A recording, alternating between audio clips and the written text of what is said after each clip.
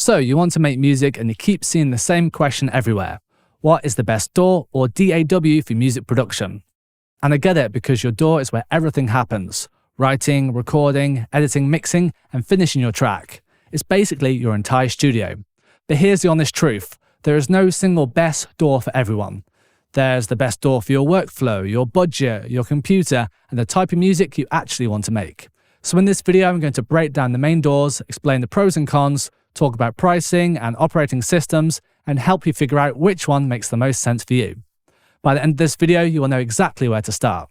Before we even talk about specific DAWs, there are a few questions you should ask yourself. First, are you on Mac or Windows? Second, are you mostly recording audio like vocals, guitars, bands, podcasts? Or are you mostly programming MIDI, beats, and electronic music? Third, do you want to perform live, launch clips, or build ideas quickly? And fourth, what is your budget, and do you prefer a one-time purchase or subscription? If you keep those things in mind, choosing a DAW becomes much easier. Logic Pro. Let's start with Logic Pro. Logic is Mac only, so if you're on Windows, this one is not an option. Logic is one of the best value DAWs available because it's a one-time purchase on Mac and comes with a huge collection of instruments, effects, and sounds. Pros. Excellent stock plugins and instruments, especially for pop, songwriting, and composing. Strong MIDI editing, strong audio editing, and very capable mixing tools. It also works really well inside the Apple ecosystem, especially if you use GarageBand or your iPad alongside your Mac. Cons. It is Mac only, and if you're purely focused on clip-based performing and live looping, some people prefer Ableton Live's workflow. Who should choose Logic Pro? If you have a Mac and want an all-round DAW that can take you from idea to finished track without buying lots of extra plugins, Logic is a solid choice.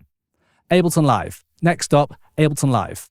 Ableton runs on both Mac and Windows and is famous for fast creative workflows and live performance. Ableton has two main views: arrangement view for traditional song structure and session view for clips, loops, and live performance. Pros. One of the best DAWs for creativity, experimentation, and building ideas quickly.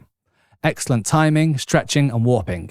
Very popular for electronic music, remixes, and live performance. If you go for the suite version, Max for Live opens a lot of creative tools. Cons. Some people find recording or editing vocals or bands less streamlined compared to Logic or Studio One. And the high-tier version can be expensive.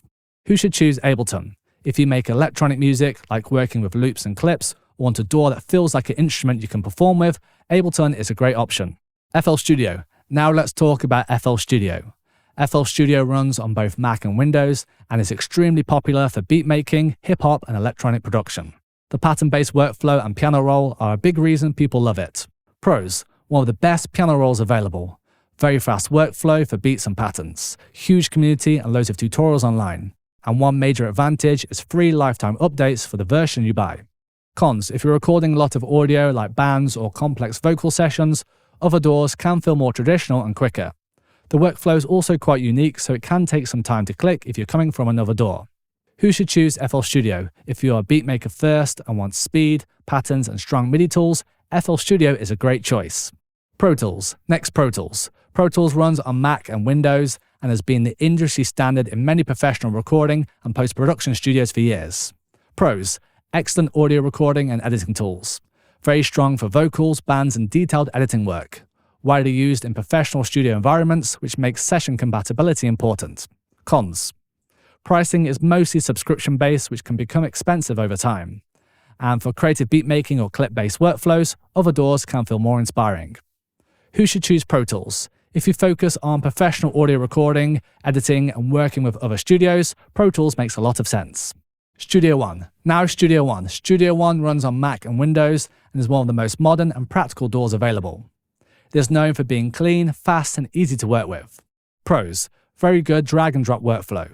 Strong tools for recording, comping, editing, and mixing. Balances audio and MIDI really well, which makes it great for songwriters, bands, and producers. Cons. It's not as performance-focused as Ableton, and while the instruments are good, some users prefer the larger bundles found in other DAWs. Who should choose Studio One? If you want a modern DAW that is straightforward and great for finishing tracks, Studio One is a strong all-round option. Cubase. Now Cubase. Cubase runs on Mac and Windows and is one of the longest running DAWs still in active use. It is especially known for deep MIDI and composition tools. Pros. Very powerful MIDI editing, great for composers and detailed production work. Strong tools for arrangement and scoring style workflows. Cons: because it is deep, it can feel more complex at first, and it may not feel as fast for quick beat sketching compared to FL Studio or Ableton Live.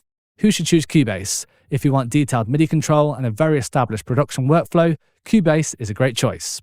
A few other strong options. There are 2 more DAWs worth quickly mentioning. Reaper. It runs on Mac, Windows and Linux, and is lightweight, extremely customizable and very affordable. The downside is it's not come with a huge library of instruments, so many users add their own plugins. Bitwig Studio, also on Mac, Windows and Linux, and often compared to Ableton Live, it is especially popular for sound design and modulation-based workflows. Honourable mentions. Before we wrap up, it's worth quickly mentioning a few other DAWs that you might come across.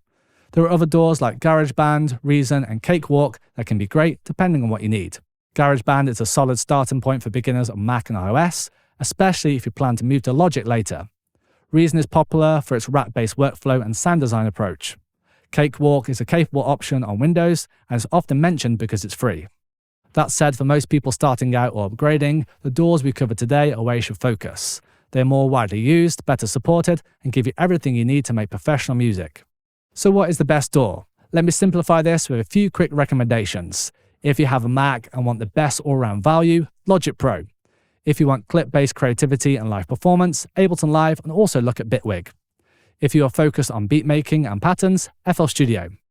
If your work is mainly professional audio recording and editing, Pro Tools. If you want a modern, clean DAW that is great for finishing tracks, Studio One. If you want deep MIDI and composition tools, Cubase. If you want lightweight, affordable and highly flexible, Reaper. Final point, the most important thing to remember is this.